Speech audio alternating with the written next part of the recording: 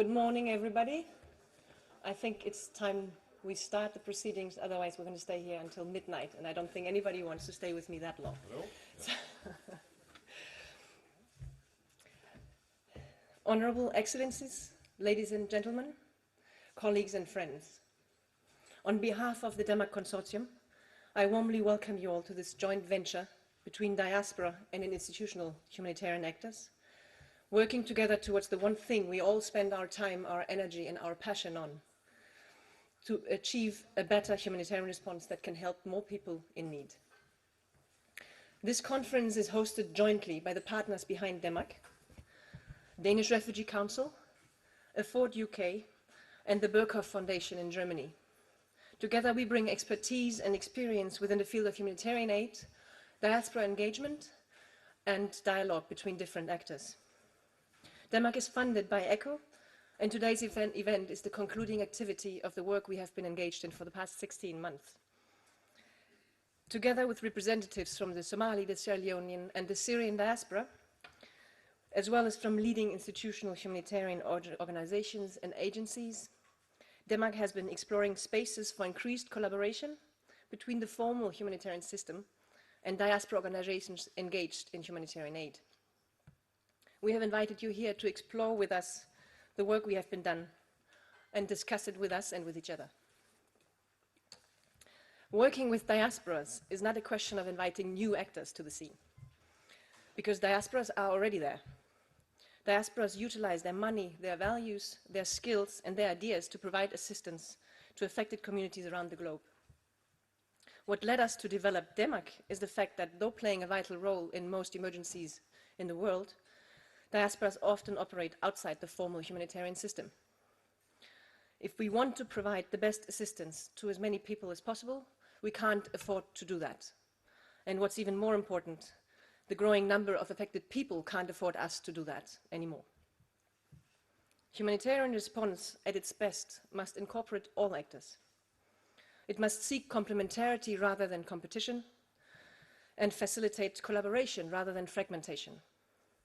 In a think brief from July last year, UN OCHA called for efforts to improve interoperability in an expanding humanitarian system.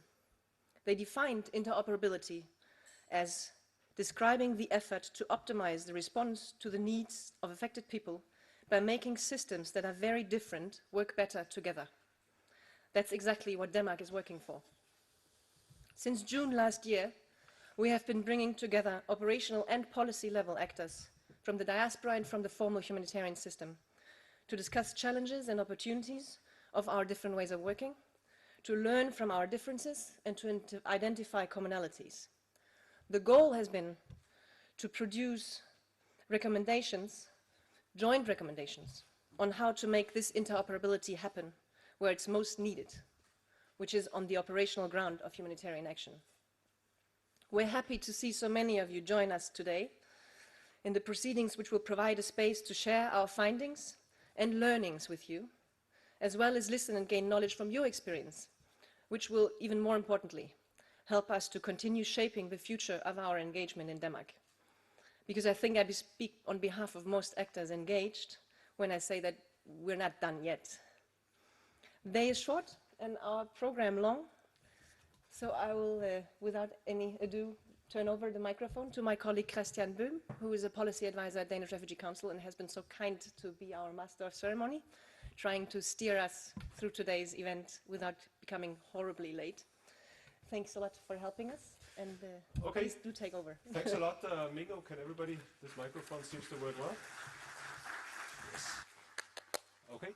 So my name is Christian. I'm also employed at the Danish Refugee Council as policy advisor, and I have agreed to assist the DEMAC team today in facilitating this event, which brings me to the practical issues. This conference is live streamed via the website, so please share the link in your network. There's also a photographer walking around taking pictures. There's a videographer taking around. If you would not like to have your images appear, then please let us know. The fact that this is live streamed also means that we have to use the microphones at all time, also in the audience, so we will have people walking around with the microphones once we come to the general discussion. Okay, lunch is upstairs, coffee breaks where the stairs are, toilets the same way. Please do not leave the building. If you need to smoke, you have to contact Sohaib. Where are you? We have a person who will take you out to smoke. Okay, he's outside at the moment. Okay, fine. Otherwise, if you leave the building, you will have difficulties to get back into. This is high security here. Good. I'll do my best to manage the times here. Please help me doing so. Yes. Normally, I'm not a big fan of energizers, but I have a little one for you this morning. And this will be the first and last one. You take up your left hand like this, down in your pocket. You take your cell phone, put it on silent mode. That's it, basically. So to the agenda today, welcome housekeeping. We are going to have 3 opening remarks in a second by 3 leading personalities from the sector. Then we have 2 keynote speeches afterwards from experts in their field. We'll have coffee break in a little bit more than 1 hour. Then we have panel number 1, which is sort of on examples from diaspora humanitarianism from the field, also with a moderator. Then we will go to the more scientific part of this conference and present the DEMAC study findings before lunch. After lunch, we're going to have another panel, which will be some expert perspectives on the findings and implications of the DEMAC study. These will be discussed. Then we're going to have a bilateral discussion between a journalist and 2 experts in the field.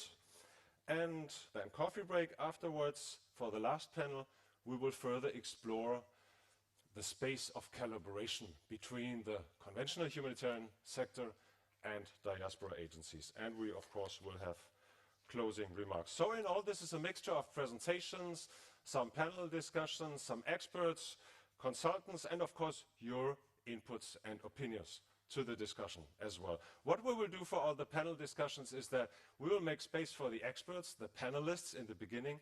Then the moderator will take over and have prepared questions, and then they will enter into a dialogue with the panel. And then as we go along, we will open up the panel for everyone in this room to contribute. Okay, I will of course take you through as we go along and introduce every panel in detail, the names and the titles, what's the topic. So we have with us today, we have UN, INGOs, NGOs, EU donors, diaspora consultants, academia, a lot of different nationalities I can see, everything reflecting the sort of the multiplicity of factors involved in diaspora humanitarian, but also the variety of actors, of course. This is a very, very impressive group that has gathered here today, I must say.